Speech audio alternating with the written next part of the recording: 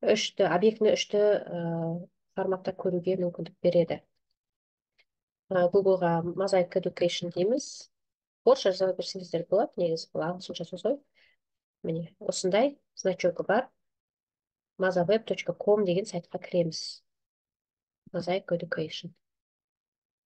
Бұл жерде қараңыздар, биология, география, физика, химия, математика, технология, тарих, өнер салалар бойынша объектілер бар. Тек қана үшті объект емес, видеолар бар, сол туралы ақпарат бар. Жалпы керемет сайт. Онымен қолдану үшін мына жерде жоғары жақта регистрация. Сіздер ашқан кезде вход деген бола ма, регистрация деген? Міне қараңыздар, войти деген бар. Осы жерге басып кіресіздер. Войти деймізде, міне создать новый аккаунт деңіздер.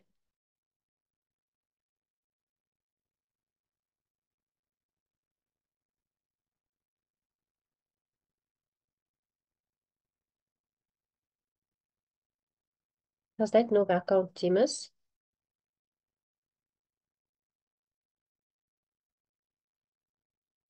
Создать новый аккаунт. Страна, Қазақстанды таңдаймыз. Әрі қарай продолжить атымызды, email почтамызды жазамыз. Яғни роботты басып, продолжить дейміз. Электронный адрес уже зарегистрирован дейді. Мен тіркеліп тұр, мен әрі қарай. Мозаика деп жазамыз ба Google-ге? Міне Mosaic Education дейміз. Mosaic Education. Міне жазып қойдым. Mosaic Education. Шыққан бірінші сайт. Осында екі сары стрелкасы бар. Бір көк сары значогы бар. Сайтқа кіреміз.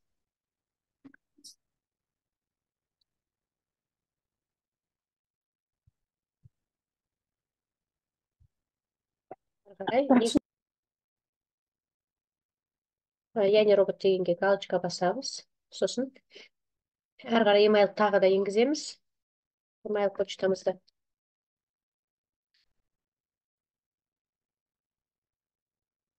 Пароль жазамыз. Подтверждать етеміз парольді. Минимум 8 символов дейді. Кем дегенде 8. Не болу керек? Әріптер, сандар. Пароліңізді бірден блокнотыңызға жазып қойыңыз. Егер ұмытып қалсаңыз, оны восстановить ету үшін почтаңызға кіресіз, мына жақтан запрос жібересіз, ұзақ болып кетеді. Әуреге түсіп қалмау үшін бірден жазып отырыңыздар парольдарыңызды блокнотқа. Mosaic 3 деп, пароль, логин деп жазып қойыңыз. Облыс, район дейді, населенный пункт. Мынау алғашқы 3 бөлімін міндетті түрде толтырасыздар. Қызыл звездочка тұрған жерде. Қалған қызыл звездочка болмаса міндетті емес. Мне исполнилось 16 лет дейсіз. Я подписываю. Барлық жерге галочка қойып шығасыздар.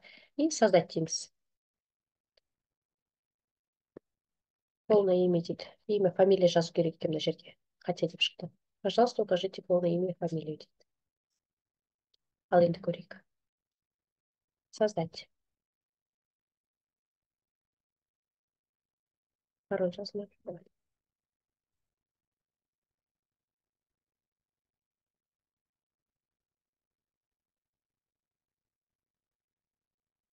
Создать.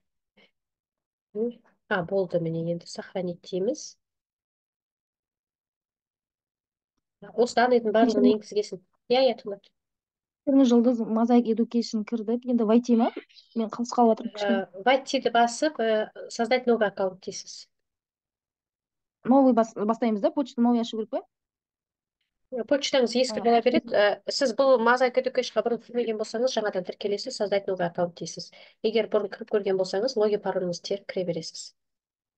Жақсы, түсінікті. Создать новый аккаунт дегеннен кейін осы бетті толтырамыз. КЗ продолжить. Странаны таңдайсыз, Қазақстан. Мына жерге аты жөніңізді, email адресіңізді. Яғни робот деген жерге галочкаңызды қойып, жалғастырасыздар.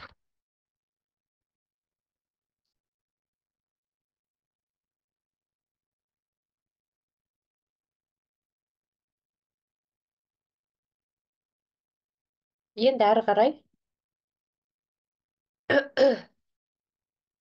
кіргеннен кейін Запись болады ғой, запись жасап жатырмын. Дәл осы зумды мен сақтап қоямын. сет өшіп қалды да, енді қазір онша қосыла алмай жатырмын. аха, жақсы. Енді қараңыздар, осындай бет шығады. Бәрібір мынаның ішінде книги бар, тетради, домашний задание. Бұның негізі кез келген сайттың тегін контенті болады және ақылы контенті болады, иә. Бұл жерде көбінесе көп жерлерде мынау функциялары ақылы да. 3D бізге керегі осы 3D объектілер ғой. Оларды сіз бір аптада 5 объект қана тегін аша аласыз. Бірақ оның өзі де жеткілікті деп ойлаймын. Мынаны қазір ашып 5-еуін ғана бір аптада аша аласыз. Келесі аптада тағы 5-еуін ашасыз. Осылай әр апта сайын 5 объектіден ғана көре аласыз тегін. Енді біреуін көрейік, қараңыздар. Құлақтың құрылысын көрейік. Ерекшелік, сайтта қазақша атаулар бар. Биология пәнінен 200-ден астам объект бар. Объектілер, процестер. Енді біздің пәнімізге керекті дүниенің бәрі бар мынаның ішінде. Сабақ түсіндіргенде өте керемет. Қараңыздаршы, осылай шығады. Сіз мына мышкамен былай жылжытып көрсете аласыз құлақтың құрылысын. Қандай көрнекі, балаға түсінікті, иә. Мынау жазулар шықты ғой, 2 рет жеткенде жазу шығады. Ол жазуды қазақ тіліне ауыстыру үшін жоғары жақта, оң жақта настройкидің значогын басып, мына жерден Қазақстанның тілін таңдаймыз. Қазақша деген Қазақстан туының белгісі тұр. Қараңыздар, қазақша аударып берді. Есту жүйесі, есту жолы, есту орталығы дейді. Енді кейбір, бұл интернет аударғандықтан кейбір атаулар сәл қате болады, бірақ көбіне сай келіп тұрады. Қараңыздар, сыртқы дыбыс жолы дейді. Енді осылай балаға түсіндіріп, айтып, көрсетіп, айналдырып болғаннан кейін объектілер жеке-жеке алып қарауға болады. Құлақтың өзін жақындатты. Төменде меню тұр ғой. Осы менюді басып көре бересіздер. Міне, құлақты бастық, құлақ есту үдерісі. Есту үдерісі қалай жүзеге асады қараңыздар, міне. Сигнал қалай барып жатыр. Соның барлығын көрсетіп тұр сурет түрінде. Есту сүйекшелері. Міне, сүйекшелерін жеке көрсетті. Балғаша дейді, балғашық, өстік үзеңгі. Жобасы келеді атаулардың, иә, дабыл жарғағы міне тұр. Бұны да айналдырып, осылай көрсете аласыз. Дабыл жарғағы осындай болады екен деп балаға көрсетсеңіз, бірден есінде қалады, көрнекі. Келесі ұлу дейді, ерінді түтік. Ұлу дене, иә. Міне қараңыздар, оның өзінің барлық объектісін жеке-жеке көрсетіп тұр. Жан-жағынан айналдырып көре аласыз. Сабақ түсіндіргенде керемет. Корте мүшесі дейді. Бұл же ұлу дененің ішіндегі есту сигналдардың жеткізілуі миға. Қалай келеді, іші қандай екен, бәрі қозғалып анимациялы түрде көрсетілген. Оның теориясы дейді. Бұл да тыныс алу естуге байланысты теория болса керек.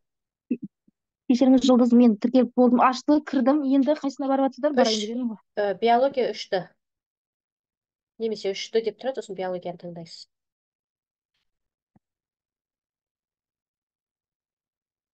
Қараңыздар. Тапсырмаларға дейін бар мына жерде. Сұрақ, варианттармен бірге тұр, иә. Қате дұрысын бірден көрсетеді. Сабақты түсіндіріп, жаңа тақырып түсіндіріп болғаннан кейін қысқаша осындай тест алсаңыз да болады екен. 5 сұрақ бар. Қандай керемет, иә, дайын нәрсе, қаншама уақытымызды үнемдейді.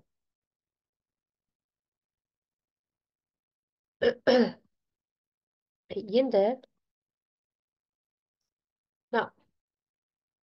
анимацияны қоссаңыз, өзі айтып береді, айтып түсіндіріп береді. Егер сіз өзіңіз сөйлегіңіз келмесе, мынаны қоса қойсаңыз болады.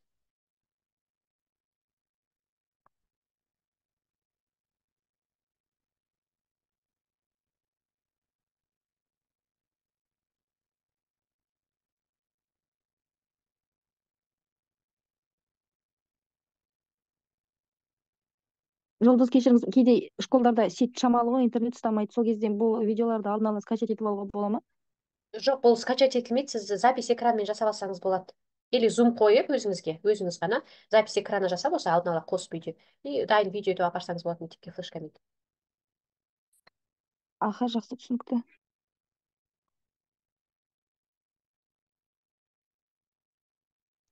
Бір нәрсе сұрап жіберейінші, тіркелген кезде ана птичка соғатын жерлері бар ғой, соларға Иә, түгелімен соға ма? иә, бәріне қоясыз. Иә, жақсы.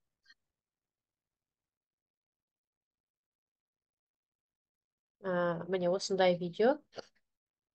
Енді бұдан шығайық. тағы бір объект. Мынау енді адам тело человека деген бар. Бұл жерде абайлаңыздар, кәдімгідей тыр жалаңаш ер адам бейнесін көрсетеді. Әйел адамда бейнесі бар ғой деймін. Осы жерден байқарсыздар. Алдын ала қарап аласыздар. Келесі тағы не ашсақ болады. Бір аптада 5 объект қана ашуға болады. Сіз қазір тіркеліп көрсеңіз, біреуін ашып көріңіз. Сосын қалғандарын кейін сабақ үстінде ашсаңыз болады мектепте. Жасуша клетки. Бәріне обзор Бұл жасап тұрайын. мой книгидің ішінде ма бұлар? Ненің ішінде дейсіз апай? Мынау ненің ішінен кіремін мына мозаикаларға? Осындай бет шықты ма сіздерде? Тіркеліп кіргеннен кейін. Кіргеннен кейін ба? Иә. Мой книги деп тұрсың, мой стол деп тұр. 3D деген бар ма? 3D деген. Қазір қарай. Жоғарыда Бар сол 3D деген. полка. Сол 3D-ға басқанда астында пәндер тұрады, соны төмен сразу мышкамен түсіп биологияны басып кіріп кетесіз. Иә. Жұлдыз, бізде Әріптестер. воспроизведение болмай тұр.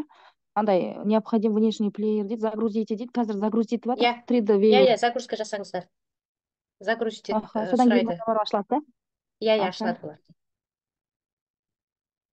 Тағы бір. 200-дей прям биологиядан әдемі күшті объектілер бар.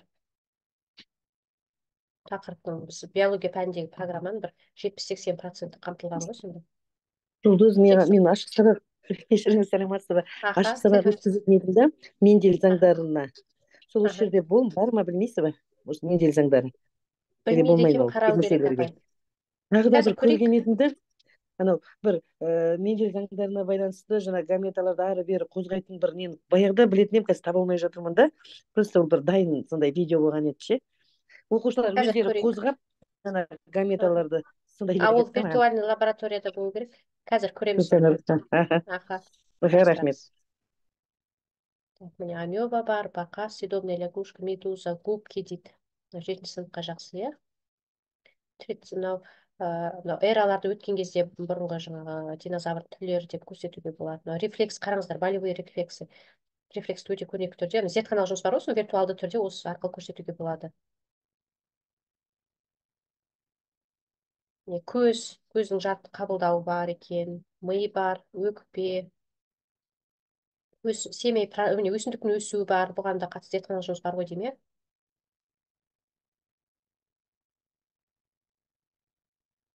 Керемет сайт, бірақ бір кемшілік, сол бір аптада тек 5 объект көрсете аласыз тегін. Платный версиясын алсаңыз да болады. Аса қымбат емес ау деймін осы. Тихоходка дейді. Суборганизмный уровень дейді. Адам ішкі мүшелері.